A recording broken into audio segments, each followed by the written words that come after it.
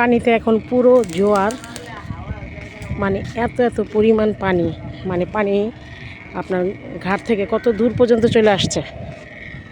তো আজকে আবহাওয়াটা অনেক ঠান্ডা, একটু আগে একদম এত বৃষ্টি হলো, মনে হয় এইদিকে বেশি বৃষ্টি হয় নাই, ওইদিকে ভালো বৃষ্টি হয়েছে কেরানীগঞ্জের দিকে।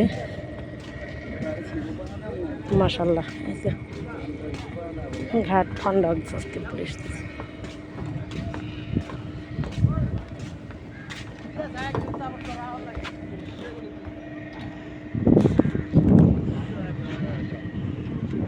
এদিকে তো পুরোই ঠান্ডা।